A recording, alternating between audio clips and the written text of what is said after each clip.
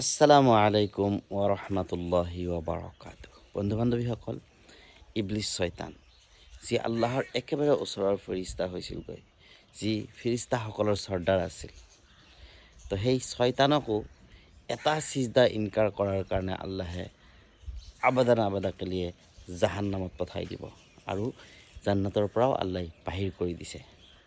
এতিয়া কথা হ'ল কি, প্ৰত্যেকজন মুছলমান বালিগ পুৰুষ আৰু মহিলাৰ বাবে দিনটোৰ ভিতৰত 5 ওয়াক্ত নামাজ ফৰজ।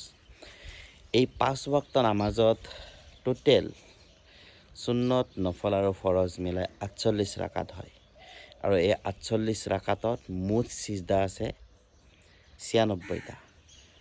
তো ইবলিছ শয়তানে এটা সিজদা নকৰাৰ কাৰণে যি এটা সময়ত ফিৰিস্তাসকলৰ চৰ্দাৰ আছিল তাকো জাহান্নামত ভৰাই দিব আল্লাহ তাআলাই।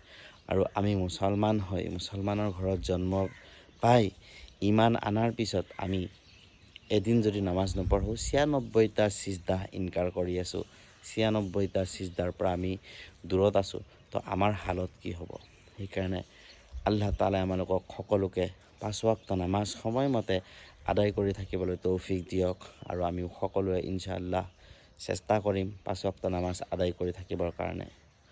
তো ভিডিঅ'টো সকলোৰে মাজত বেছিকৈ শ্বেয়াৰ কৰি দিব আৰু আপোনালোকে কমেণ্ট বক্সত ধুনীয়াকৈ এটা কমেণ্ট লিখি যাব। ধন্যবাদ। আসসালামু আলাইকুম ওয়া ৰাহমাতুল্লাহি ওয়া বাৰাকাতুহু।